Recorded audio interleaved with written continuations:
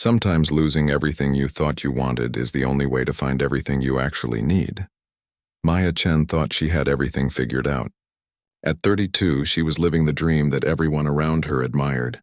Her corner office on the 15th floor had windows that stretched from floor to ceiling, giving her a perfect view of the city she helped shape with her architectural designs. Every morning she would arrive at exactly 8:30, her coffee perfectly brewed, her outfit carefully chosen to project success and confidence. Her apartment downtown was like something from a magazine. Everything had its place. The white leather couch sat at the perfect angle to catch the morning light.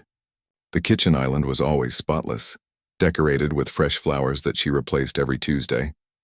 Even her books were arranged by color, creating a rainbow on the shelves that impressed every visitor who walked through her door. Maya had spent years building this life, brick by careful brick. She graduated top of her class from architecture school, landed her dream job at one of the city's most prestigious firms, and climbed the ladder faster than most of her colleagues. She designed buildings that reached toward the sky, structures that would outlast her and carry her name into the future. But if she was being honest with herself, which she rarely was, something felt missing. It was like living in one of those perfect showroom apartments where everything looks beautiful, but nothing feels real. She would catch herself staring out those floor-to-ceiling windows, watching people walk on the streets below, wondering what it would feel like to just walk away from it all. David made it all seem worth it, though. They had been together for 3 years, and everyone said they were the perfect couple. He was a lawyer, ambitious like her, with plans that matched hers step by step. They went to the right restaurants, attended the right events, and talked about the right future.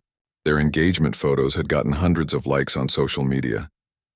The wedding was planned for next spring at an elegant venue overlooking the river. Maya told herself she was happy. She had worked too hard to build this life to question it now. When her sister would ask if she was excited about the wedding, Maya would smile and nod, pushing down the strange feeling in her stomach that she couldn't quite name. When her mother would comment on how lucky she was to have found such a stable, successful man, Maya would agree and change the subject. The evening everything changed started like any other. Maya had stayed late at the office working on designs for a luxury hotel project. The building would be beautiful, she knew, but it would also be expensive, keeping out the very people who lived in the neighborhood where it was being built. She had suggested making some units affordable, but her boss had laughed and moved on to discussing marble selections for the lobby. By the time she got home, it was nearly 9 o'clock. David was supposed to be there for dinner, but the apartment was dark and quiet. She found a note on the kitchen counter saying he had to work late too and would see her tomorrow. This happened more and more often lately, but Maya told herself it was just a busy time for both of them. She poured herself a glass of wine and stood by those big windows, watching the city lights twinkle below. The rain had started to fall, creating patterns on the glass that blurred the lights into soft stars. She felt so small standing there, like she was floating above the real world in her perfect glass box. That's when David's phone started ringing from the bedroom. He had forgotten it again, something that had been happening frequently. Maya walked over to silence it, not wanting to disturb the neighbors. But as she picked it up, she saw the name on the screen that made her heart stop. It wasn't just any name. It was Rebecca, a woman from his office whom Maya had met at company parties. The phone kept ringing, and without thinking, Maya found herself answering it. "David?" came a voice that was clearly not calling about work. "I've been waiting for over an hour. Are you still coming over?" Maya felt the world shift around her. The perfect apartment, the perfect life, the perfect future. It all suddenly felt like it was made of paper, ready to tear at the slightest touch. She managed to say something about David being busy and hung up, but her hands were shaking. She sat on the edge of the bed, staring at the phone. Part of her wanted to pretend she had misunderstood, that there was some explanation that would make everything go back to normal. But deep down she knew. All those late nights, all those forgotten phones, all those times he seemed distracted when they were together, the pieces were falling into place like a puzzle she hadn't wanted to solve. Maya had always prided herself on being logical, on thinking through problems step by step. But this wasn't a building design she could fix with better planning. This was her life, and it was crumbling faster than she could catch the pieces. She walked back to the living room and stood by the windows again, But this time the city looked different. The lights that had seemed magical just minutes ago now felt cold and distant. The rain was coming down harder, and she could see her own reflection in the glass. A woman in a perfect apartment, wearing perfect clothes, living a perfect lie. For the first time in years, Maya allowed herself to really think about what she wanted, not what she was supposed to want. The feeling that had been growing in her chest for months suddenly had a name. She had been living someone else's dream, following someone else's map to happiness. As she stood there in the rain-washed reflection of her own life, Maya realized that discovering David's betrayal might not be the worst thing that had happened to her. It might be the thing that finally woke her up. The perfect facade was cracking, and maybe, just maybe, that was exactly what she needed. The phone buzzed again with another message, but Maya didn't look at it. Instead, she closed her eyes, and for the first time in years, she listened to what her own heart was trying to tell her. Tomorrow, everything would be different. Tonight, she was still standing in the ruins of her perfect life, but she was finally, truly awake. Maya didn't sleep that night.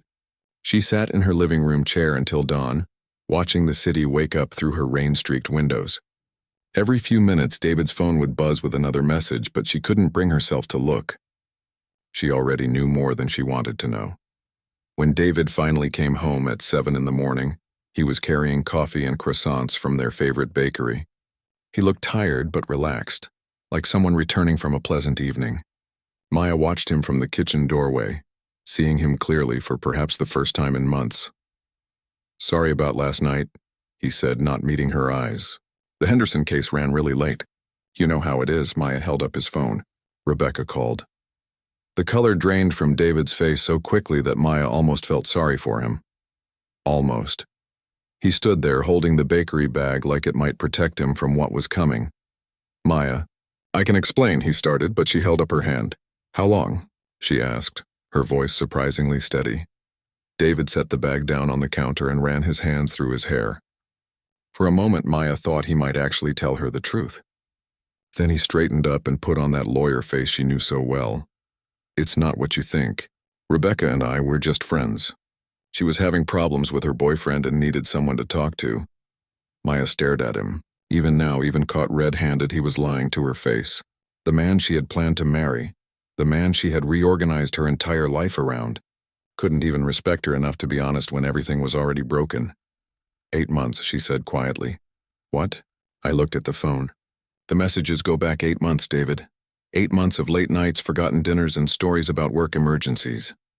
Maya's voice was getting stronger with each word. 8 months of lying to my face every single day. David's shoulders slumped. The lawyer mask finally slipped, and Maya saw something she recognized. Guilt mixed with relief at being caught. He had been tired of lying too. "I didn't mean for it to happen," he said, sitting heavily at the kitchen counter. "It just happened, and then it kept happening. I didn't know how to tell you." Maya laughed, but there was no humor in it. "You didn't know how to tell me, so you thought you'd just keep lying until what? Until after the wedding? Until we had kids? When exactly were you planning to figure it out?" "I thought maybe it would end on its own," David said quietly. "I thought if I just waited, things would go back to normal." "Normal?" Maya felt something hot and angry rising in her chest. "You thought cheating on me for 8 months was going to somehow fix itself? You thought you could just keep living 2 lives forever?" David looked up at her with something that might have been hope. "Maya, we can work through this. People do it all the time. We can go to counseling. We can figure this out. We've built so much together." That's when it hit her. The thing that hurt worse than the cheating, worse than the lying. David thought their relationship was something that could be fixed with a few therapy sessions and some good intentions. He thought what they had was worth saving. But as Maya stood there in her perfect kitchen looking at the man she had planned to spend her life with, she realized something that surprised her. She wasn't heartbroken. She was angry, yes. She felt betrayed and hurt and confused. But her heart wasn't breaking over losing David. Her heart was breaking over the realization that she had spent 3 years of her life building a future with someone who had never really seen her. "Do you love her?" Maya asked. David was quiet for a long moment. "I don't know. Do you love me?" Another pause, longer this time. "I thought I did." Maya nodded. Those 4 words told her everything she needed to know. David had thought he loved her the same way Maya had thought she was happy. They had both been playing roles in a life that looked right from the outside but felt empty on the inside.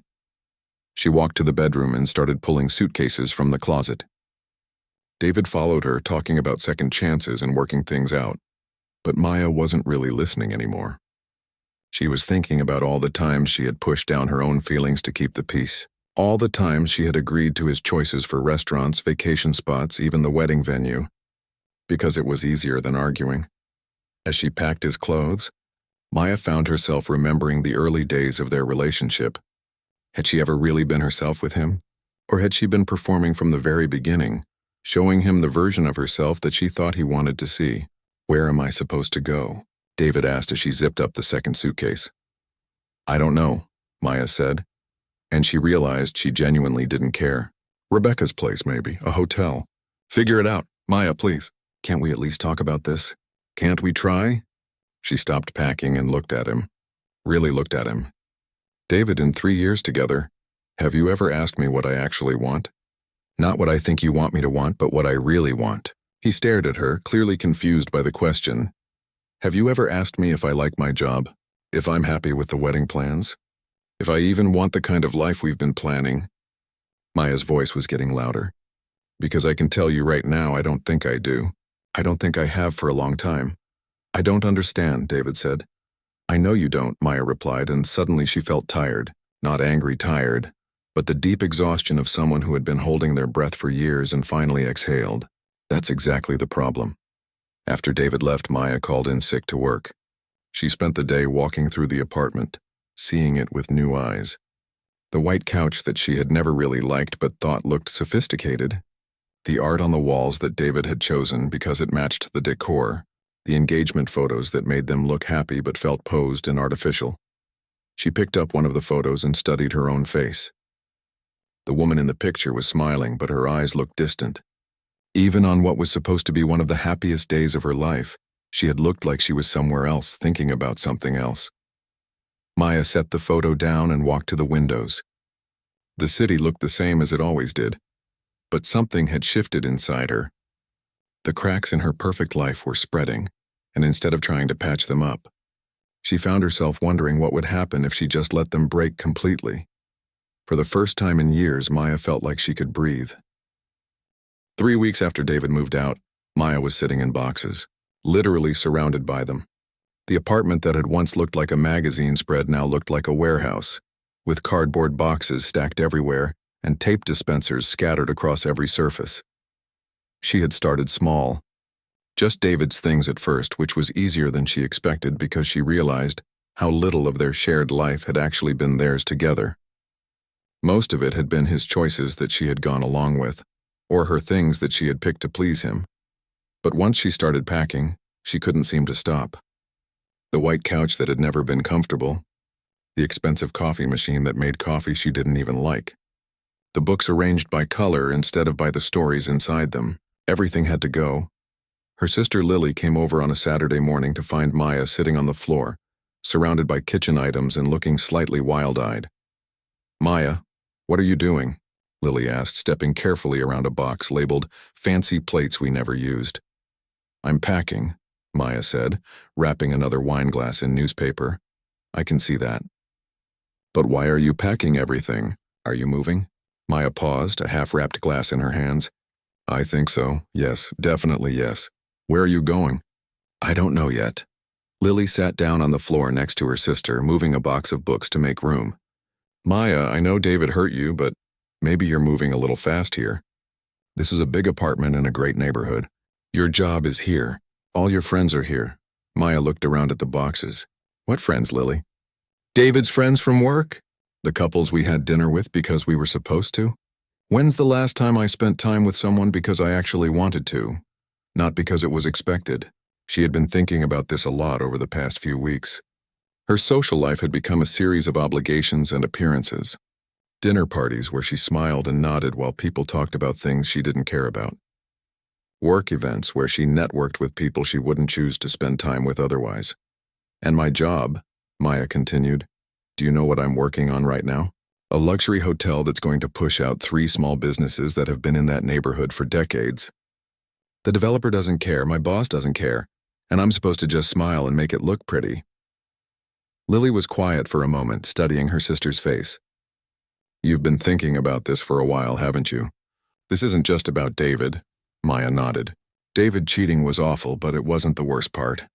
The worst part was realizing that I had built this whole life around making other people happy, and I forgot to check if it made me happy. That afternoon, Maya did something she hadn't done in years. She took a long walk through the city without any destination in mind. She wandered through neighborhoods she usually drove past, stopped at small cafes instead of the trendy spots she usually went to, and actually looked at the buildings around her instead of just seeing them as part of the scenery. She ended up in the arts district, walking past galleries and small theaters, watching street musicians and people sitting in parks just because they wanted to. There was something about this part of the city that felt more real, more alive than her polished downtown neighborhood. Maya found herself standing in front of a small building with a "For Rent" sign in the window. It was nothing like her current apartment. The building was older, with character and imperfections. The windows were smaller but somehow more welcoming. There was a small balcony with space for plants, and she could see a community garden across the street. Before she could talk herself out of it, Maya called the number on the sign. The landlord, an older woman named Mrs. Rodriguez, met her there within an hour. The apartment was smaller, definitely less impressive than where she lived now. But as Maya walked through the rooms, she felt something she hadn't felt in her current place in years. She felt at home. "I'll take it," Maya said before she even saw the bedroom. Mrs. Rodriguez laughed. "Don't you want to think about it? See some other places?" "No," Maya said, surprising herself with how certain she felt. This is it. The next Monday, Maya walked into her boss's office and quit. She had practiced what she was going to say, but when the moment came, she kept it simple. "I'm starting my own firm," she told him. Her boss, Mr. Patterson, leaned back in his leather chair and smiled like she had told him a joke. "Maya, you can't be serious. You're one of our best architects. You're up for a promotion next year. Starting your own firm is incredibly risky, especially for someone your age." "I know it's risky," Maya said. "But I also know I can't keep designing buildings that push people out of their communities to make rich people richer." Mr. Patterson's smile faded. "That's a very naive way to look at business, Maya. We're not social workers. We're architects. We build what clients want to pay for. I know. And that's exactly why I'm leaving." Maya cleaned out her desk that afternoon. 15 floors down felt like a much longer journey than she remembered. As she packed her personal items, her co-workers stopped by to ask what she was doing. Some thought she was crazy. A few said they envied her courage. One quietly asked if she would be hiring when her firm got going. By evening, Maya was back in her apartment/warehouse, eating takeout Chinese food while sitting on the floor surrounded by boxes. Her phone had been ringing all day. David had called twice, her mother had called 4 times, and her boss had called once to ask if she wanted to reconsider. Maya turned off her phone and opened her laptop. She had been researching something for weeks now, ever since the night she discovered David's betrayal. There was a nonprofit organization that worked on affordable housing projects. They needed an architect who understood community needs, not just profit margins. She typed an email to their director. It wasn't fancy or polished like the business communications she usually wrote. It was honest. "My name is Maya Chen, and I'm an architect who just remembered why I wanted to design buildings in the first place. I want to create spaces where people can actually afford to live, where communities can stay together instead of being pushed out. I know you probably have a limited budget, and I know this kind of work doesn't make people rich. But I think it might make me happy, and right now that's worth more to me than anything else." She hit send before she could second-guess herself. That night, Maya slept better than she had in months. She was lying on an air mattress because her bed was already packed, surrounded by boxes in an apartment that barely looked like home anymore. But for the first time in years, she felt like she was exactly where she was supposed to be. The next morning, Maya woke up to an email response from the nonprofit director. They wanted to meet with her next week to discuss a project. It was a small job, probably a quarter of what she made on a typical project at her old firm. But as Maya read the details about creating affordable housing for young families, she found herself smiling. She was trading her corner office and steady paycheck for uncertainty and challenges she couldn't even imagine yet. Her mother was going to be worried. Her friends were going to think she had lost her mind, and her bank account was definitely going to be smaller. But as Maya looked around at all the boxes representing the life she was leaving behind, she realized something important. She wasn't losing her old life. She was finally gaining her real one. 6 months after Maya left her old life behind, she was sitting on the floor of her converted loft office, surrounded by blueprints and empty coffee cups. Her back ached from hunching over drawings for hours. Her hair was pulled into a messy ponytail, and she had paint under her fingernails from helping with construction earlier that week. She had never been happier. The loft was nothing like her old corner office. The floors creaked, the heating was unpredictable, and sometimes she could hear the family upstairs having dinner. But the big windows let in natural light that made her drawings come alive, and she had plants everywhere that she actually remembered to water because she cared about keeping them alive. Maya's first project with the nonprofit had turned into something bigger than anyone expected. What started as a simple affordable housing design had become a whole community development. The original plan was for 20 small apartments, but Maya had suggested something different. What if they created not just places to live, but a real neighborhood where people could build lives? She had spent weeks walking through the area, talking to people who lived there, learning what they actually needed. Mrs. Kim, who ran the corner grocery store, mentioned that parents had nowhere safe for their kids to play. Carlos, who fixed cars in his driveway, said he would love a proper workspace that neighbors could share. The teenager who bagged groceries after school told Maya he dreamed of having a place to study that wasn't his crowded apartment. Maya designed around these real needs. The apartments were still small, but each building opened onto a shared courtyard with space for kids to play safely. She included a community workshop where Carlos could fix cars and teach others. There was a study room with good lighting and quiet corners for homework and reading. The nonprofit director, Dr. Patricia Williams, had been skeptical at first. "Maya, this is beautiful, but we're not sure we can afford all these extras." "They're not extras," Maya had replied, pointing to her drawings. "A playground isn't extra when you have kids. A workshop isn't extra when you need to fix things or start a small business. These aren't luxury features. They're life features." Dr. Williams had smiled and approved the expanded plans. That was 4 months ago, and now Maya watched every day as her drawings became reality. She would walk through the construction site each morning, seeing walls rise and rooms take shape. The workers had started asking for her input on small details, and Maya realized she had never felt so connected to her work before.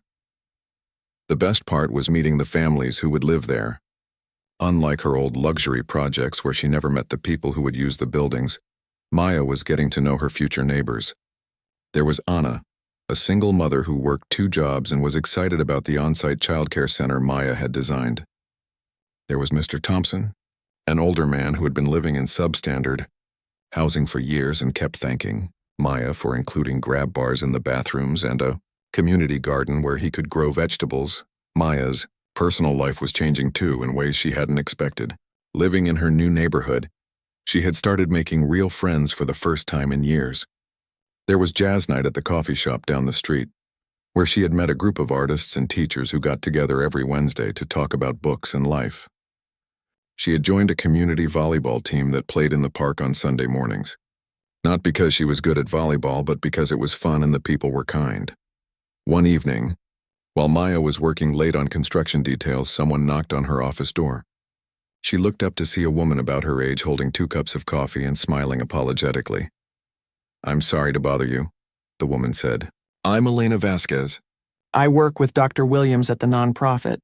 She mentioned you might be pulling another all-nighter and could use some caffeine. Maya accepted the coffee gratefully. "You're the social worker, right? The one who's been helping families get ready to move in?" Elena nodded and looked around the loft office. "This place is amazing. It feels so different from those sterile corporate offices. You can tell someone who actually cares works here." They ended up talking for 3 hours. Elena told Maya about her work with the families, how excited everyone was about the new apartments, and how unusual it was to work with an architect who actually listened to what people needed. Maya found herself talking about things she rarely shared with anyone: her fears about starting over, her excitement about meaningful work, and her growing understanding that success meant something completely different than she used to think. "I have to admit," Elena said as she prepared to leave, When Dr. Williams first told me we were working with an architect who used to design luxury hotels, I was worried you wouldn't understand our family's needs, Maya laughed. To be honest, I was worried about the same thing. I spent so many years designing for people who had everything that I wasn't sure I remembered how to design for people who needed everything. But you figured it out, Elena said.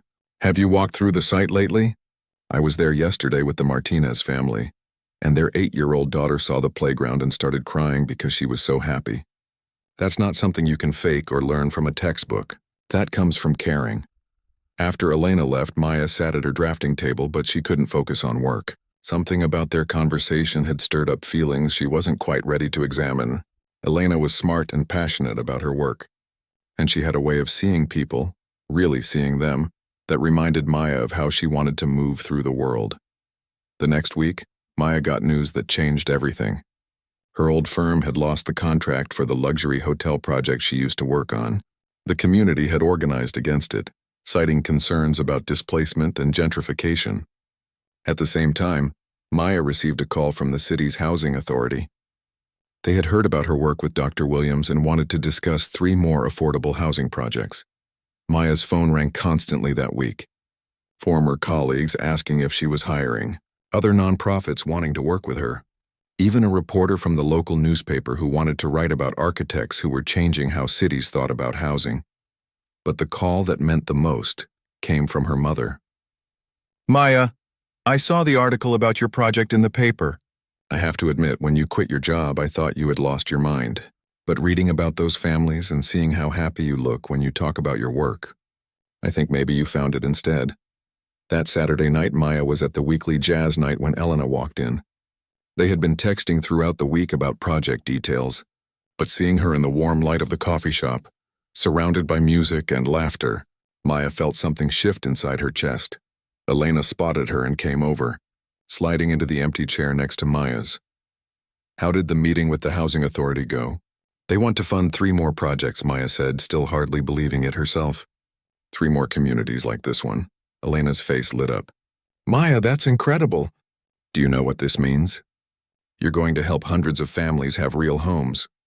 As Elena talked excitedly about the impact these projects would have, Maya found herself watching the animated expressions on Elena's face, the way her hands moved when she was passionate about something, the genuine joy in her eyes when she talked about helping people.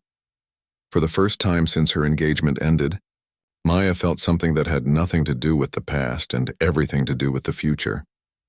She was building something real, not just apartments and community spaces, but a life that felt authentic and meaningful.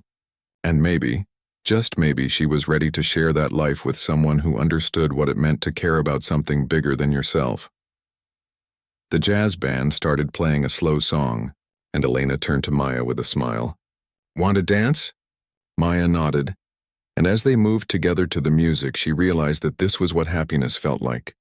Not the polished, performance-ready happiness she used to chase, but something quieter and deeper, something real. 1 year later, Maya stood in her apartment as the sun began to set over the city.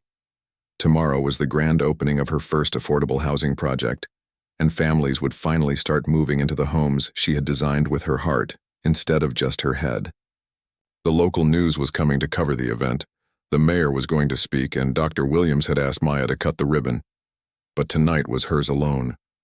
Maya walked through her small apartment, taking in how different it looked now compared to that sterile showplace she used to call home. The walls were painted warm colors that made her feel peaceful instead of colors chosen to impress visitors. Her bookshelves were organized by the stories inside, not by how the spines looked together. The couch was comfortable and worn, perfect for reading on lazy Sunday afternoons or hosting friends for movie nights. The plants that covered every windowsill were thriving, unlike the expensive arrangements she used to replace every week.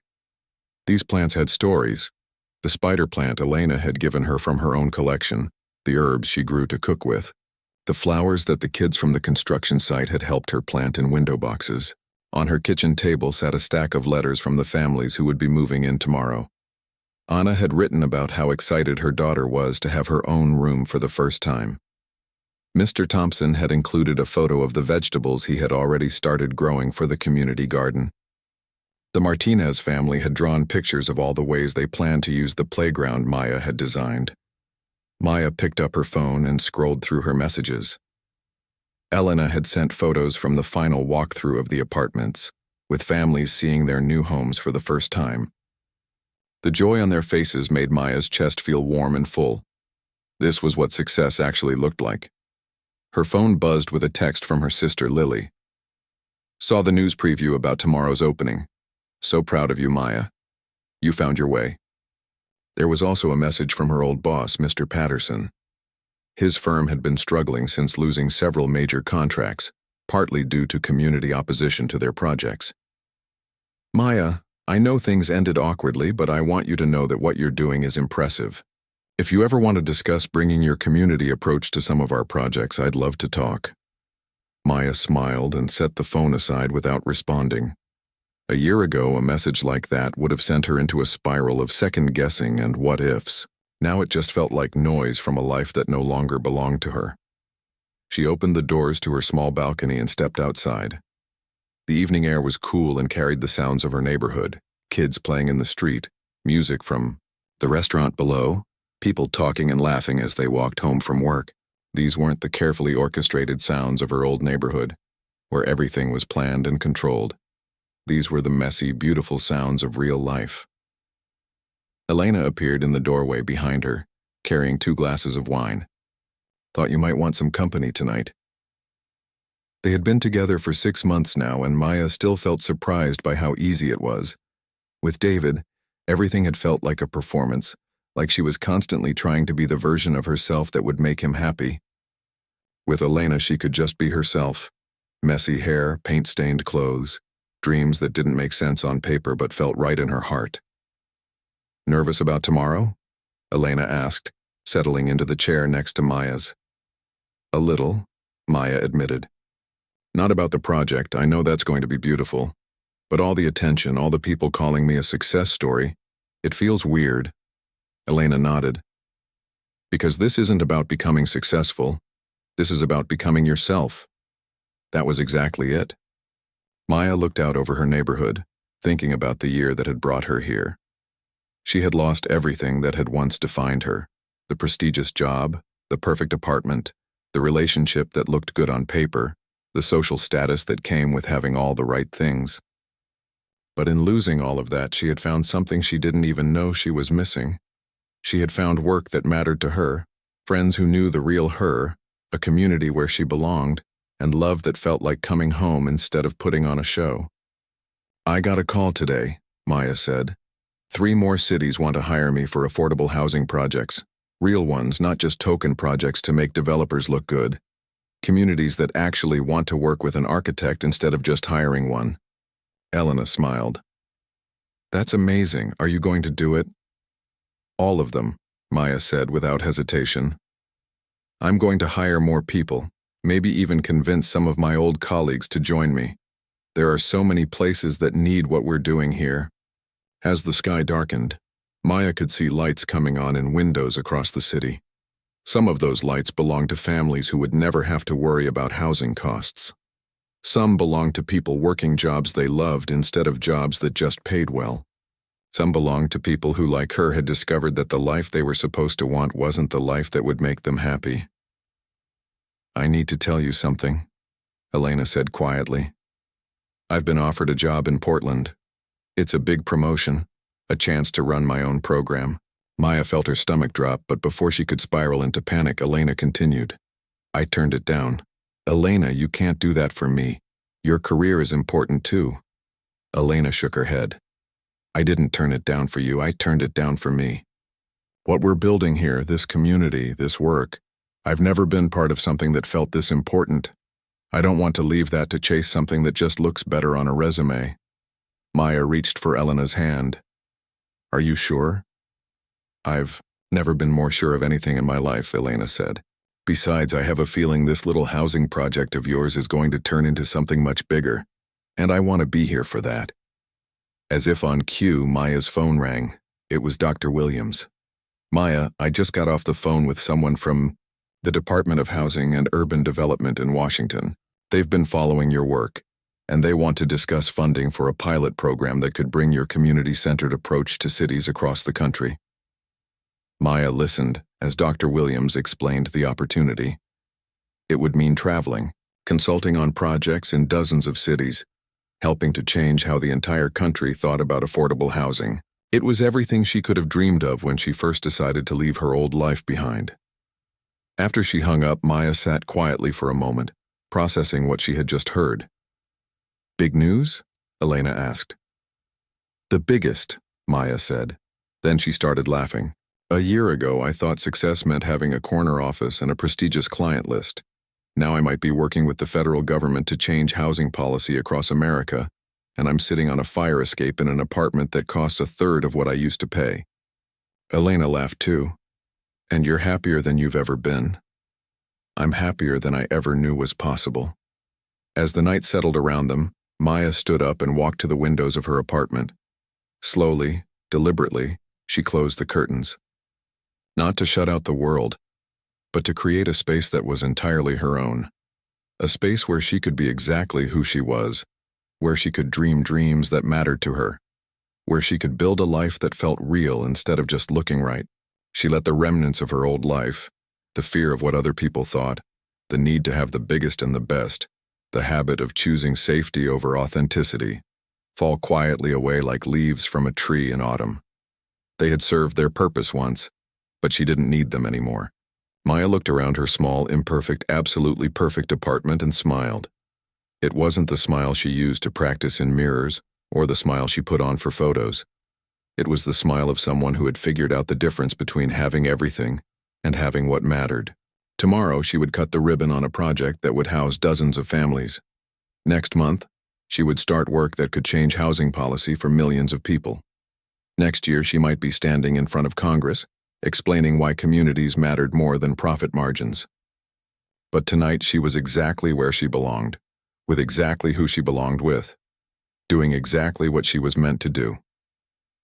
Tonight, Maya Chen owned her life completely, and that smile of pure, authentic happiness lit up her face like she owned the whole world.